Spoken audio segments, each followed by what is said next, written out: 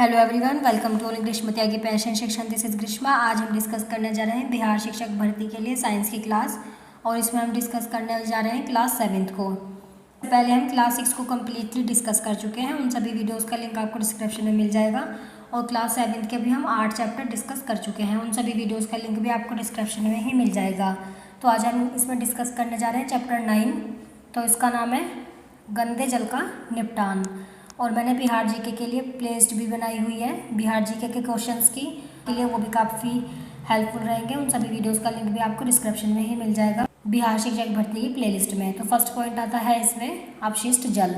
तो अपशिष्ट जल क्या होता है कि झाग से भरपूर तेल मिश्रित काले भूरे रंग का जल जो बर्तन धोने की जगह, शौचालय, दुकान, होटल, लॉन्ड्री आदि से नालियों में जाता है, वही क्या कहलाता है? अपशिष्ट जल कहलाता है। नेक्स्ट पॉइंट आता है इसमें वाहित मल उपचार। तो अपशिष्ट जल के उपचार की यह प्रक्रिया क्या कहलाती है? सामान्य रूप से वाहित मल उपचार कहलाती है। ठीक है, कि जो अपशिष्ट जल होता है उसकी सफाई करना ही। ठीक है, नेक्स्ट पॉइंट आता है इसमें, तो जल दिवस कब मनाया जाता है? ये मनाया जाता है 22 मार्च को। ठीक है, नेक्स्ट पॉइंट आता है इसमें कि वाहित मल क्या है? कि वाहित मल घरों, स्कूलों, होटलों, अस्पतालों, उद्योगों, कार्यालयों और अन्य उपयोगों के बाद बहने वाला अपशिष्ट जल होता है। इसमें क्या है? वर्षा का जल भी शामिल होता है, जो तेज वर्षा के समय गलियों में बहता है। इसमें अधिकांश जल होता है जिसमें घुले हुए और निलंबित अपद्रव्य होते हैं, और ये अपद्रव्य ही क्या है? संदूषक कहलाते हैं। नेक्स्ट पॉइंट देखते हैं इसमें। नेक्स्ट पॉइंट आता है कार्बनिक अशुद्धियाँ। तो कार्बनिक अशुद्धियाँ क्या है? मानव मल मूत्र, जैविक अपशिष्ट पदार्थ, तेल, फल और सब्जी का कचरा आदि, ये क्या है? कार्बनिक अशुद्धियाँ हैं। अकार्बनिक अशुद्धियाँ में आता है नाइट्रेट, फॉस्फेट या धातुएं आदि। और जीवाणु में आता है हैजा और टाइफाइड आदि रोग उत्पन्न करने वाले। ठीक है, और अन्य सूक्ष्म जीव में आता है जैसे पेचिश आदि की रोग उत्पन्न करने वाले। नेक्स्ट पॉइंट देखते हैं इसमें। नेक्स्ट पॉइंट आता है कि दूषित जल से होने वाली बीमारियों के नाम, लक्षण और कारण व उनसे रोकथाम। तो दूषित जल से होने वाली जो बीमारी है पेचिश है, इसे क्या कहते हैं? डिसेंट्री कहते हैं। और इसकी रोकथाम है कि पीने के लिए हमेशा स्वच्छ साफ जल का यूज़ करना चाहिए। नेक्स्ट है खुजली। तो इसका जो उपचार है वो क्या है? आप ही एक बार जो है खुद देख लेना टेबल, मैं इसमें इंपॉर्टेंट पॉइंट ही बता रही हूँ। तो खुजली के लिए क्या है उपचार? कि नहाने हेतु स्वच्छ जल का व्यवहार, साफ कपड़ों का उपयोग करना चाहिए। ठीक है, नेक्स्ट आती है इसमें हैजा यानी कि डायरिया। इसमें क्या है कि स्वच्छ जल का व्यवहार, खाने पीने के पूर्व हाथों की सफाई का इसमें यूज़ करना चाहिए। नेक्स्ट आता है पीलिया या जॉन्डिस। तो इसमें क्या है कि पेयजल के लिए स्वच्छ जल का यूज़ करना चाहिए। मलेरिया के लिए क्या है कि जल जमाव को रोकना, बेकार पानी सोखता गड्ढों में गिरना नहीं चाहिए। ठीक है, नेक्स्ट आता है इसे मस्तिष्क ज्वर या मेनिंजाइटिस। तो इसका जो रोकथाम है पॉलीथीन से नाला जाम ना होने देना, नाली के पानी द्वारा खेतों की सिंचाई करना, ये सभी इसमें आते हैं। नेक्स्ट देखते हैं इसमें।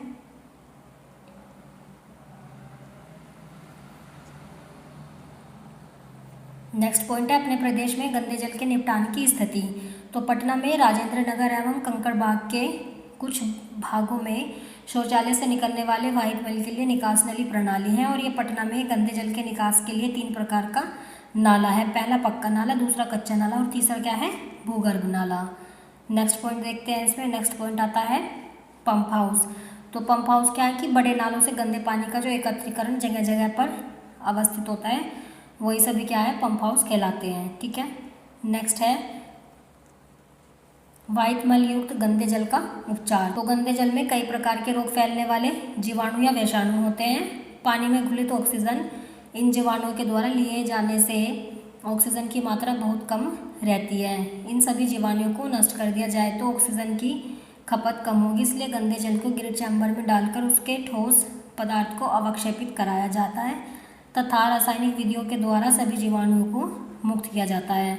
जिस संयंत्र में ऑक्सीजन को पानी में घुलाया जाता है उसे क्या कहते हैं? लैगून कहते हैं। ठीक है, नेक्स्ट पॉइंट देखते हैं इसमें। नेक्स्ट पॉइंट आता है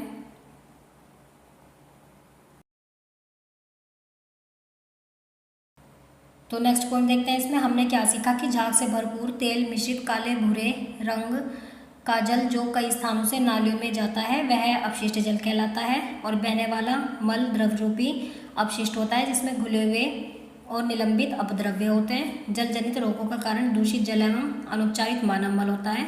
और बायोगैस का उपयोग घर में भोजन बनाने एवं रोशनी करने में किया जाता है। और दूषित जल को अपशिष्ट जल उपचार संयंत्र द्वारा उपचारित किया जाता है। अब देखते हैं नेक्स्ट चैप्टर चैप्टर 10 जिसका नाम है विद्युत धारा और इसके प्रभाव। तो तार से जोड़कर बल्ब बनाया जाता है, इसके बारे में हम पहले भी पढ़ चुके हैं क्लास 6 के चैप्टर्स में। तो जितने अवयव का यूज़ आपने जलाने के लिए किया था वो इसका क्या है, संयोजन ही इसका क्या कहलाता है, परिपथ कहलाता है। ठीक है, और ये टेबल दी गई है, इसमें बताया गया है कि जो विद्युत अवयव होते हैं वो कौन से होते हैं, विद्युत सेल, बल्ब, स्विच ऑन स्थिति और स्विच ऑफ की स्थिति और बैटरी। ठीक है, नेक्स्ट पॉइंट देखते हैं। इसमें नेक्स्ट पॉइंट आता है विद्युत सेल में एक धन टर्मिनल तथा एक ऋण टर्मिनल होता है। और जो लंबी रेखा होती है धन टर्मिनल तथा छोटी एवं मोटी रेखा ऋण टर्मिनल को निरूपित करती है। तो आपने सेल देखी होगी, उसमें एक पॉजिटिव साइड होती है और एक नेगेटिव साइड होती है। ठीक है, कि जैसे कि हम टीवी के जो होती हैं रिमोट वगैरह उसमें सेल का भी यूज़ करते हैं, वही सेल की बात यहाँ पर की गई है। तो टॉर्च, रेडियो, रिमोट, खिलौने आदि में बैटरी का उपयोग क्या है, किया जाता है। ठीक है, नेक्स्ट पॉइंट देखते हैं। इसमें नेक्स्ट पॉइंट आता है, नेक्स्ट है ट्रकों, बसों, कारों, घरों उपयोग में लाई जाने वाली बड़ी बड़ी बैटरियाँ भी सेलों का संयोजन करके ही बनाई जाती हैं। ठीक है, नेक्स्ट पॉइंट देखते हैं। इसमें नेक्स्ट है कि बल्ब के अंदर दो तारों के बीच एक महीन विशेष प्रकार के तार की तंतु फिलामेंट लगी होती है। ठीक है, नेक्स्ट पॉइंट देखते हैं। इसमें नेक्स्ट पॉइंट है कि जलने पर बल्ब क्या है, गर्म हो जाता है। और विद्युत धारा प्रवाहित होने पर नाइक्रोम की तार का गर्म हो जाना विद्युत धारा के ऊष्मीय प्रवाह के उदाहरण है। ठीक है, नेक्स्ट पॉइंट देखते हैं। इसमें नेक्स्ट पॉइंट आता है रूम हीटर। तो हीटर वह कमरे को गर्म कर रखने के लिए काम में लाए जाने वाला रूम हीटर को ऑन अवस्था में देखा है। तो इसका एक अवयव एलिमेंट या हीटिंग कॉइल कहते हैं, वह लाल हो जाता है और गर्म होकर क्या है, ऊष्मा देता है। ठीक है, जो रूम हीटर होते हैं यहाँ पर उसकी बात की गई है। नेक्स्ट देखते हैं इसमें CFL। तो CFL की फुल फॉर्म है कॉम्पैक्ट फ्लोरेंस लैम्प। तो इस लैम्प में फास्फोरस की कोटिंग वाली पतली ट्यूब लगाई जाती है। इसके अंदर पराबैंगनी प्रकाश उत्पन्न करने के लिए करवाया जाता है और इसके कारण फास्फोरस की कोटिंग दिखाई देने वाली प्रकाश उत्पन्न करती है। ठीक है, नेक्स्ट देखते हैं। इसमें नेक्स्ट आता है इसमें विद्युत फ्यूज। यदि किसी एलिमेंट, फिलामेंट, कॉइल अथवा कम गलनांक वाले धातु से बने तार से होकर उच्च परिमाप की विद्युत धारा प्रवाहित हो या अधिक देर तक लगातार विद्युत धारा प्रवाहित हो तो उपकरण का यह अवयव पिघलकर क्या होता है, टूट जाता है। ठीक है, नेक्स्ट है कि इसमें फ्यूज एक क्या है, सुरक्षा युक्ति है। विद्युत परिपथ की क्षति तथा शॉर्ट सर्किट कारण लगने वाली आग से सुरक्षा प्रदान करता है। ठीक है, और कुछ विद्युतीय उपकरणों एवं विद्युत से चलने वाले उपकरणों तथा स्टेबलाइजर, टीवी, CD प्लेयर आदि में विभिन्न क्षमता वाले फ्यूज क्या है, लगाए जाते हैं। नेक्स्ट देखते हैं। इसमें नेक्स्ट पॉइंट आता है हैंस क्रिश्चियन और स्टैंड पहले वैज्ञानिक थे जिन्होंने चुंबकीय सुई का विक्षेपण देखकर ही बताया कि जब किसी तार से विद्युत धारा प्रवाहित होती है तो उसके पास रखे चुंबक में क्या होता है, विक्षेप होता है। और यह क्या है, विद्युत धारा का चुंबकीय प्रभाव है। ठीक है, नेक्स्ट देखते हैं। इसमें नेक्स्ट इंपॉर्टेंट पॉइंट क्या आता है कि हमने क्या सीखा इस चैप्टर में। विद्युत अवयवों को उनके प्रतीकों द्वारा निरूपित करना सुविधाजनक होता है। इसका उपयोग कर विद्युत परिपथ को परिपथ आरेख द्वारा निरूपित किया जा सकता है। ठीक है, और कुछ विशेष पदार्थों से बने तारों से जब उच्च विद्युत धारा प्रवाहित होती है तो वे गर्म होने से पिघल कर टूट जाते हैं। इन तारों का उपयोग विद्युत फ्यूज में किया जाता है और फ्यूज परिपथ से जुड़े उपकरणों को क्षति तथा आग से बचाते हैं। जब किसी तार से विद्युत धारा प्रवाहित होती है तो वह चुंबक की भांति क्या है, व्यवहार करती है और इसे विद्युत धारा का क्या है, चुंबकीय प्रभाव कहते हैं। और विद्युत चुंबक बहुत सी युक्तियों में यूज़ किए जाते हैं। ठीक है, अब देखते हैं नेक्स्ट चैप्टर। नेक्स्ट है चैप्टर 11, इसका नाम है रेशों से वस्त्र तक। तो इसमें फर्स्ट पॉइंट देखते हैं। तो फर्स्ट पॉइंट आता है इसमें ऑन कि भेड़ पहाड़ी बकरी, ऊंट, याक, लामा, एल्पेका आदि और कुछ अन्य जंतु के शरीर बाल से ढके होते हैं। इन जंतुओं के बालों से ऊन प्राप्त की जाती है। ठीक है, तो जिन जानवरों से हमें ऊन प्राप्त होती है, जिन जंतुओं से, उनकी यहाँ पर फोटो भी दिखाई गई है, जैसे भेड़, पहाड़ी बकरी, ऊंट, एल्पेका और लामा। ठीक है, नेक्स्ट पॉइंट देखते हैं। इसमें नेक्स्ट पॉइंट आता है कि सभी जंतुओं के शरीर पर बालों की क्या होती है, मोटी परत क्यों होती है। बाल इन जंतुओं को क्या है, गर्म रखते हैं। बाल कैसे इन जंतुओं को गर्म रखते हैं, बालों के बीच वायु आसानी से भर जाती है और वायु क्या है, ऊष्मा की कुचालक है, अतः शरीर की गर्मी को रोके रखती है और बाहर की ठंड को शरीर में जाने से रोकती है। हमारे देश में जिस प्रकार भेड़ों की अनेक नस्ल पाई जाती हैं, उसी प्रकार बकरियों की भी अनेक नस्लें पाई जाती हैं, जिनमें क्या है, अंगोरा नस्ल की बकरियों से अंगोरा ऊन प्राप्त की जाती है। ठीक है, और ये बकरियां जम्मू एवं कश्मीर के पहाड़ी क्षेत्रों में पाई जाती हैं। प्रसिद्ध पश्मीना शोले इन्हीं बकरियों के मुलायम बालों या फर से बनाई जाती हैं। ठीक है, और यहाँ की ऊन क्या है, तिब्बत और लद्दाख में प्रचलित है। यह है अंगोरा बकरी। ठीक है, नेक्स्ट यहाँ पर एक याक की पिक्चर भी दिखाई गई है। नेक्स्ट पॉइंट देखते हैं। इसमें नेक्स्ट पॉइंट आता है कि रेशे जंतुओं से प्राप्त होते हैं और इन रेशों को क्या कहते हैं, जांतव रेशे कहते हैं। रेशम के रेशे भी रेशम कीट के कोकून से ही प्राप्त होते हैं।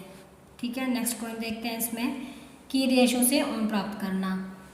तो भेड़ शाकाहारी होती है और वह घास तथा पत्तियां पसंद करती है। फलतः भेड़ पालक उन्हें हरे चारे के अतिरिक्त मक्का, ज्वार, दालें, खली भी खिलाते हैं और ऊन प्राप्त करने के लिए भेड़ों को पाला जाता है। उनके बालों को काटकर फिर उन्हें संशोधित करके ऊन बनाई जाती है, जिसकी एक क्या है, लंबी प्रक्रिया होती है और उसके निम्न चरण भी नीचे दिए गए हैं। तो फर्स्ट आता है इसमें बालों की कटाई। ठीक है, सेकंड आता है इसमें सफाई और धुलाई,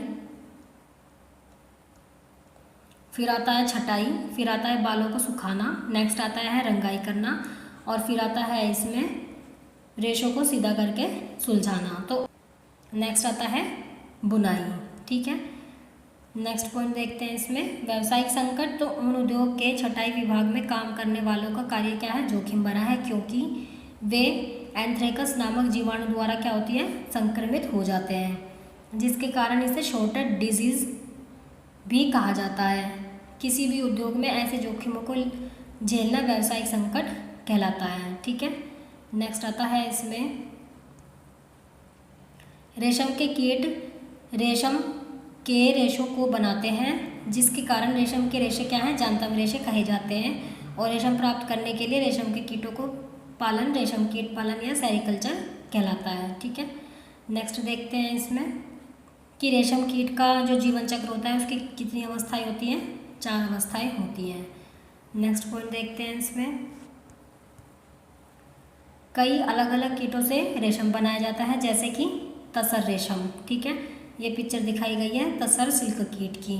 ठीक है, नेक्स्ट पॉइंट देखते हैं इसमें कि कोकून से रेशम वस्त्र तथा वयस्क कीट में विकसित होने से पहले ही कोकिनों को धूप या भाप में रखा जाता है अथवा पानी में क्या है, उबाला जाता है, ताकि रेशम के रेशे अलग हो जाएं। रेशे निकालने से लेकर उनसे धागे बनाने की प्रक्रिया रेशम की रीलिंग कहलाती है और रीलिंग मशीनों द्वारा की जाती है। ठीक है, और जो कोकून में से रेशों को निकालने के साथ साथ रेशों की क्या है, कताई भी करते हैं, जिससे रेशम के धागे क्या है, हमें प्राप्त होते हैं। ठीक है, नेक्स्ट देखते हैं इसमें कि ऊनी वस्त्र, फंदे की बनावट और रेशमी वस्त्र का क्या है, ताना बाना की बुनावट। ये ताना बाना की बुनावट है और ये फंदे की बुनावट इसमें दिखाई गई है। नेक्स्ट पॉइंट देखते हैं इसमें कि नेक्स्ट है रेशम कीट पालन से लेकर वस्त्र निर्माण तक अधिकांश कार्य महिलाएं द्वारा किए जाते हैं। इस प्रकार इस उद्योग में महिलाओं की भूमिका अर्थव्यवस्था में योगदान देने वाली है, परंतु इस उद्योग में भी दमा, श्वसन रोग, चर्म रोग, सरदर्द आदि व्यावसायिक संकट आते हैं। ठीक है, नेक्स्ट आता है कि हमने क्या सीखा कि भेड़, पहाड़ी बकरी से उनके लिए बाल प्राप्त किए जाते हैं। ऊँट, लामा, याक एवं एल्पाका के बालों के को भी ऊन प्राप्त करने के लिए संसाधित किया जाता है। ठीक है, ऊन एवं रेशम क्या है, जांतव रेशे हैं और जांतव रेशे प्रदान करने वाले जंतु के शरीर से बालों को उतारकर पहले धुलाई, सफाई व छटाई की जाती है और फिर उन्हें सुखाने के बाद रंगाई कर सुलझाया जाता है और सुलझाए बालों से क्या है, ऊन प्राप्त की जाती है। रेशम कीट अपने जीवन चक्र में क्या है, कोकून बनाते हैं। ठीक है, नेक्स्ट पॉइंट है कि कोकून को धूप में रखा जाता है अथवा पानी में उबाला जाता है ताकि रेशम के रेशे अलग हो जाएं। ठीक है, नेक्स्ट पॉइंट है कि ऊनी वस्त्र सामान्यतः फंदे की बुनावट में तथा रेशमी वस्त्र ताना बाना की बुनावट में बुने जाते हैं। ठीक है, अब देखते हैं नेक्स्ट चैप्टर। नेक्स्ट है इसमें चैप्टर 12, इसका नाम है अम्ल, क्षार और लवण। ठीक है, इसमें देखते हैं क्या इंपॉर्टेंट पॉइंट है। तो फर्स्ट पॉइंट आता है इसमें, फर्स्ट पॉइंट है कि हल्दी पत्र, उड़हल पत्र एवं कर्मी पत्र पर चूने का पानी डालने पर कुछ रंग में बदलता है और कुछ में रंग नहीं बदलता है। ठीक है, नींबू का रस उड़हल के रंग को गहरा गुलाबी या मरजेंटा कर देता है, परंतु हल्दी पर उसका कोई प्रभाव नहीं पड़ता है, जबकि साबुन के विलयन हल्दी को लाल कर देता है और उड़हल को हरा कर देता है। ठीक है, नेक्स्ट पॉइंट देखते हैं इसमें। नेक्स्ट पॉइंट आता है नींबू के रस जैसा परीक्षण देने वाले पदार्थ कौन कौन से हैं, इनकी सूची बनवाएं। तो ये सभी क्या पदार्थ कहलाते हैं, अम्लीय कहलाते हैं। और जो साबुन के विलयन जैसे होते हैं वो क्या कहलाते हैं, क्षारीय पदार्थ कहलाते हैं। और नींबू के रस का स्वाद कैसा होता है, इस प्रकार के पदार्थ क्या है, अम्लीय होते हैं। किसी पदार्थ के अम्लीय या क्षारीय होने की जांच करते हैं तो उन्हें क्या कहते हैं, हम सूचक कहते हैं। तो सूचक क्या है, किसी भी अम्ल के क्षारीय या अम्लीय होने की जांच करना। तो गुड़हल एवं बेशरम की पंखुड़ियों का रंग भी इसी प्रकार का सूचक होता है और इस प्रकार के और प्राकृतिक सूचक भी होते हैं। ठीक है, नेक्स्ट देखते हैं इसमें कि जो लिटमस है वो क्या है, एक प्राकृतिक सूचक है। लिटमस लाइकेन के नामक फफूंद और शैवाल के कॉलोनी के एक्सट्रैक्ट से बनाया जाता है। नेक्स्ट पॉइंट देखते हैं इसमें। नेक्स्ट पॉइंट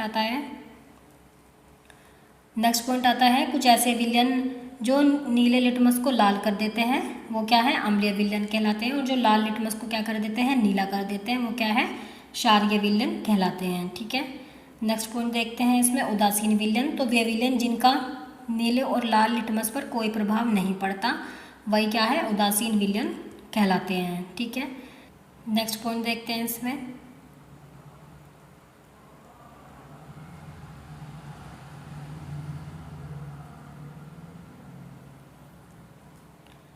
नेक्स्ट पॉइंट है अम्ल का नाम और ये किस में पाया जाता है। तो एसिटिक अम्ल किस में पाया जाता है, सिरके में। फॉर्मिक अम्ल पाया जाता है चींटी के डंक में। साइट्रिक अम्ल पाया जाता है नींबू के या साइट्रस या खट्टे फलों में, जैसे नींबू और संतरा आदि में पाया जाता है। ठीक है, और लैक्टिक अम्ल पाया जाता है दही में या दूध में। ऑक्जेलिक अम्ल पाया जाता है पालक में। और एस्कॉर्बिक अम्ल इसमें पाया जाता है आंवला या सिट्रस या खट्टे फलों में। टार्ट्रिक अम्ल पाया जाता है इमली, अंगूर, कच्चे आम आदि में पाया जाता है। ठीक है, नेक्स्ट देखते हैं इसमें हम क्षार का नाम और किस में ये पाया जाता है। तो कैल्शियम हाइड्रोक्साइड पाया जाता है चूने के पानी में। अमोनियम हाइड्रोक्साइड पाया जाता है खिड़की के कांच आदि साफ करने के लिए जो उपयुक्त मार्जक होते हैं। और सोडियम हाइड्रोक्साइड या पोटेशियम हाइड्रोक्साइड साबुन में। और मैग्नीशियम हाइड्रोक्साइड दूध या मैग्नीशियम या मिल्क ऑफ मैग्नीशियम में पाया जाता है। ठीक है, नेक्स्ट देखते हैं इसमें। नेक्स्ट पॉइंट आता है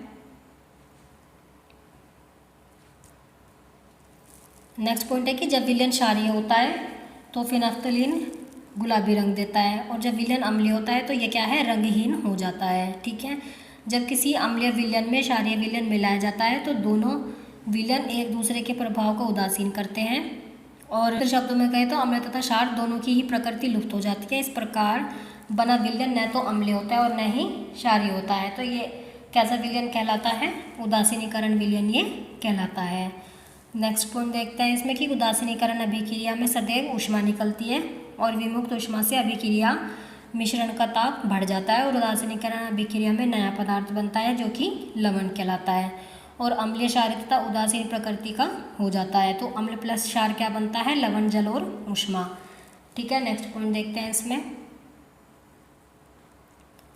नेक्स्ट है कि उदाहरण के लिए नमक का अम्ल हाइड्रोक्लोरिक अम्ल को कास्टिक सोडा या सोडियम हाइड्रोक्साइड के विलयन से उदासीन करने पर क्या बनता है, सोडियम क्लोराइड बनता है।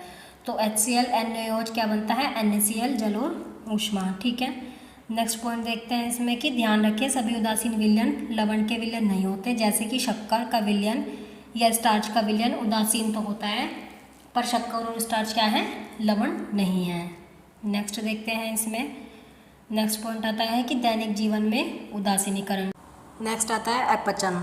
कि हमारे अमाशय में क्या है, हाइड्रोक्लोरिक अम्ल HCl पाया जाता है, लेकिन अमाशय में जब अम्ल की आवश्यकता से अधिक मात्रा हो जाती है तो वही क्या कहला जाता है, अपाचन कहलाता है। ठीक है, नेक्स्ट है इसमें कि अपाचन से मुक्ति पाने के लिए क्या करते हैं हम, दूध या मैग्नीशियम जैसे प्रति अम्ल का यूज़ करते हैं जिसमें मैग्नीशियम हाइड्रोक्साइड होता है। नेक्स्ट देखते हैं, इसमें नेक्स्ट पॉइंट आता है कि चींटी एवं मधुमक्खी का डंक। तो चींटी के काटने पर त्वचा में अम्लीय द्रव क्या है, फॉर्मिक अम्ल चला जाता है। डंक के अम्लीय प्रभाव को नमयुक्त खाने का सोडा, सोडियम हाइड्रोजन कार्बोनेट तथा कैलामाइन विलयन मिलाकर उदासीन किया जाता है, जिसके उपरांत त्वचा की जलन क्या है, समाप्त हो जाती है। ठीक है, नेक्स्ट देखते हैं इसमें मृदा उपचार के। तो खेतों में क्या है कि जो फसलों की पैदावार है या पौधों की जो वृद्धि है वो अच्छी नहीं होती है। क्यों नहीं होती है, क्योंकि रासायनिक उर्वरकों का ज़्यादा यूज करने से मिट्टी अम्लीय या क्षारीय हो जाती है। तो उसे सही करने के लिए क्या करते हैं कि यदि मिट्टी अत्यधिक अम्लीय या अत्यधिक क्षारीय हो जाती है तो पौधों की वृद्धि अच्छी नहीं होती। यदि मिट्टी अत्यधिक अम्लीय होती है तो उसमें कली चूना या कैल्शियम ऑक्साइड अथवा भुजा हुआ चूना या कैल्शियम हाइड्रोक्साइड जैसे क्षारों की उचित मात्रा डालकर अम्लों के उदासीनीकरण द्वारा पौधों की वृद्धि क्या है, बढ़ाई जाती है। ठीक है, नेक्स्ट है इसमें कि यदि मिट्टी क्षारीय हो तो इसमें जैव पदार्थ मिलाए जाते हैं। जैव पदार्थ मिट्टी में अम्ल विमुक्त करते हैं जो उसकी क्षारीय प्रकृति को उदासीनीकरण कर देते हैं। नेक्स्ट देखते हैं इसमें कारखानों का अपशिष्ट। तो कारखानों के कचरे में अम्लीय पदार्थ मिश्रित होते हैं। इसी अम्लीय पदार्थ के पानी में बहने से जलीय जीव नष्ट हो जाते हैं। यही कारण है कि कारखाने के अपशिष्ट पदार्थ को पानी में विसर्जित होने से पहले क्षारीय पदार्थ मिलाकर उदासीन किया जाता है। नेक्स्ट आता है दांतों का क्षय। तो दांतों का क्षय अम्ल के कारण होता है। यह अम्ल हमारे मुंह में पाए जाने वाले कीटाणुओं से उत्पन्न होते हैं। भोजन करने पर इसके कण दांतों के बीच फंसे रह जाते हैं। इसी कण से सड़ने से कीटाणु उत्पन्न होते हैं। टूथपेस्ट जो एक क्षार है, इसमें दांतों के अम्ल उदासीन हो जाते हैं और दांतों का क्षय भी रुक जाता है। ठीक है, नेक्स्ट देखते हैं इसमें कि हमने क्या सीखा इस चैप्टर में। तो फर्स्ट पॉइंट है इसमें कि अम्ल नीले लिटमस को लाल कर देते हैं और क्षार लाल लिटमस को क्या कर देते हैं, नीला कर देते हैं। वे पदार्थ जो न तो अम्लीय होते हैं और न ही क्षारीय क्या कहलाते हैं, उदासीन कहलाते हैं। ऐसे पदार्थ जिसके द्वारा किसी पदार्थ के अम्लीय एवं क्षारीय होने की जांच करते हैं उसे क्या कहते हैं, सूचक कहते हैं। और अम्ल और क्षार एक दूसरे को उदासीन करके लवण बनाते हैं। लवण क्या है, अम्लीय, क्षारीय अथवा उदासीन प्रकृति के होते हैं और अम्ल प्राय स्वाद में खट्टे होते हैं और क्षार क्या है, कड़वे होते हैं तथा उनका स्पर्श क्या है, साबुन जैसा होता है। ठीक है, अब देखते हैं इसमें नेक्स्ट है चैप्टर 13 और उसका नाम है मिट्टी। तो मिट्टी क्या है, हमारे पृथ्वी का एक महत्वपूर्ण अंग है। मिट्टी ही पौधों को उगने के लिए आधार प्रदान करती है। मिट्टी के बिना न तो घास उग सकती है और न पेड़ उग सकते हैं और न ही हमारे अथवा पृथ्वी के अन्य प्राणियों के पोषण के लिए कुछ सामग्री प्राप्त हो सकती है। ठीक है, नेक्स्ट है इसमें कि कृषि के लिए मिट्टी अनिवार्य है। कृषि हम सभी को भोजन, कपड़ा और आश्रय प्रदान करती है। मिट्टी अनेक तथा सूक्ष्म जीवों का आवास भी होती है। ठीक है, नेक्स्ट पॉइंट देखते हैं इसमें। तो नेक्स्ट पॉइंट आता है इसमें मिट्टी का निर्माण। तो पवन, जल और जलवायु की क्रिया से चट्टानों के टूटने पर मिट्टी का क्या होता है, निर्माण होता है। जैसे कि तेज़ धूप के कारण चट्टानें क्या है, गर्म हो जाती हैं और उसमें दरारें पड़ जाती हैं। ठंडी या वर्षा होने पर उन चट्टानों में टूटने की प्रक्रिया होती है। इस प्रक्रिया में चट्टानों के अंदर पेड़ पौधों की पत्तियाँ, मृत सजीवों के अवशेष मिल जाते हैं। पवन, जल और जलवायु की क्रिया से चट्टानों के टूटने पर मिट्टी का निर्माण होता है। यह प्रक्रम क्या है, अपक्षय कहलाता है और मिट्टी में उपस्थित सड़े गले जैव पदार्थ क्या है, ह्यूमस कहलाते हैं। ठीक है, नेक्स्ट पॉइंट आता है इसमें मिट्टी की परतें। तो मिट्टी की परतें क्या है, अनेक परतें। मिट्टी क्या है, अनेक परतों से बनी हुई होती है। ठीक है, इस पिक्चर में ये दिखाई भी गई है कि ह्यूमस, जल, मिट्टी, बालू और बजरी, ये क्या है, सभी मिट्टी की परतें हैं। नेक्स्ट देखते हैं इसमें क्या इंपॉर्टेंट पॉइंट है। नेक्स्ट पॉइंट है, हम सामान्यतः मिट्टी की ऊपरी परत को देखते हैं। सबसे ऊपर वाली परत गहरे रंग की होती है क्योंकि यह ह्यूमस और खनिजों से समृद्ध होती है। ह्यूमस मिट्टी को उर्वरा बनाती है और पादपों को पोषण प्रदान करता है। यह परत सामान्यतः मृदु, सरंध्र और अधिक जल को धारण करने वाली होती है। इसे क्या कहते हैं, शीर्ष मिट्टी कहते हैं। छोटे पौधों की जड़ें पूरी तरह से शीर्ष मिट्टी में ही रहती हैं। ठीक है, नेक्स्ट है शीर्ष मृदा के नीचे की परत में ह्यूमस कम होती है लेकिन खनिज अधिक होते हैं। यह परत सामान्यतः अधिक कठोर क्या है और अधिक घनी होती है, इसे क्या कहते हैं, मध्य परत कहते हैं।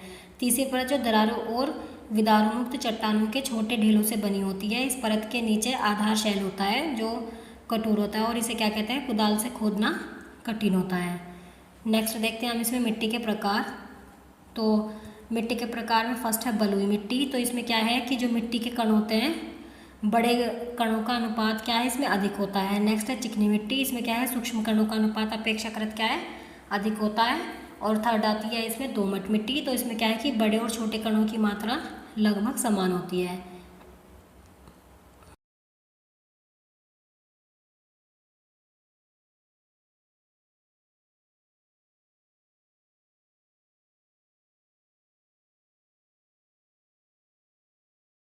नेक्स्ट आता है इसमें मिट्टी और फसलें। तो बिहार राज्य के विभिन्न हिस्से में विभिन्न प्रकार की मिट्टी पाई जाती है। कुछ हिस्से में चिकनी मिट्टी पाई जाती है, तो कुछ में दोमट, जबकि कुछ हिस्सों में क्या है, बलुई मिट्टी पाई जाती है। जलवायु को प्रभावित करने वाले कारक जैसे पवन, वर्षा, ताप, प्रकाश और आर्द्रता और मिट्टी के प्रकार सम्मिलित रूप से किसी क्षेत्र में विशेष में उगने वाली वनस्पति तथा फसलों की किस्में निर्धारित करते हैं। चिकनी एवं दोमट मिट्टी में गेहूँ, मक्का, चना, धान की खेती आदि की जाती है। ठीक है। और ऐसी मिट्टी की जल धारण क्षमता अच्छी होती है और जैव पदार्थ से समृद्ध तथा अच्छा जल धारण क्षमता वाली मिट्टी आदर्श होती है। नेक्स्ट है इसमें कि मसूर, अरहर और अन्य दालें तथा आलू की खेती दोमट एवं बलुई मिट्टी में की जाती है। और मसूर एवं अन्य दालों के लिए ऐसी मिट्टी की आवश्यकता होती है जिसमें जल की निकासी क्या है, आसानी से हो सके। नेक्स्ट पॉइंट देखते हैं इसमें मृदा अपरदन। तो मृदा अपरदन क्या है कि पवन, पानी अथवा बर्फ के द्वारा मिट्टी की ऊपरी सतह का हटना अपरदन कहलाता है। पादपों की जड़ें मृदा को मजबूती से बांधे रखती हैं। पादपों की अनुपस्थिति में मिट्टी ढीली हो जाती है और वह पवन प्रवाही जल के साथ क्या है, बह जाती है। और मिट्टी का अपरदन मरुस्थल अथवा बंजर भूमि जैसे स्थानों पर अधिक होता है, जैसा कि सतह पर कम अथवा कोई वनस्पति नहीं होती है। नेक्स्ट आता है इसमें कि हमने क्या सीखा। फर्स्ट है कि मिट्टी पृथ्वी पर जीवन के लिए महत्वपूर्ण है। मिट्टी विभिन्न प्रकार की होती है, चिकनी, दोमट और बलुई। विभिन्न प्रकार की मिट्टी में जल की अंतःस्रावण दर भिन्न भिन्न होती है। यह दर बलुई मिट्टी में सबसे अधिक होती है और चिकनी मिट्टी में सबसे कम होती है। विभिन्न प्रकार की मिट्टी की जल धारण क्षमता अलग अलग होती है। चिकनी मिट्टी की धारण क्षमता सबसे अधिक होती है। ठीक है। और मिट्टी अपने में जल को रोके रखती है, जिसे मिट्टी में नमी कहते हैं। और मिट्टी की जल को रोकने की क्षमता विभिन्न फसलों के लिए क्या है, महत्वपूर्ण है। और चिकनी मिट्टी का उपयोग बर्तनों, खिलौनों, मूर्तियों को बनाने में भी किया जाता है। आई होप आपके लिए वीडियो हेल्पफुल रही होगी। अगर आपको वीडियो हेल्पफुल लगी है तो वीडियो को लाइक करें और कमेंट में ज़रूर बताएं कि आपको वीडियो कितनी हेल्पफुल लगी है। और चैनल को सब्सक्राइब करें ऐसी ही वीडियोज़ के लिए, और वीडियोज़ को शेयर भी करें।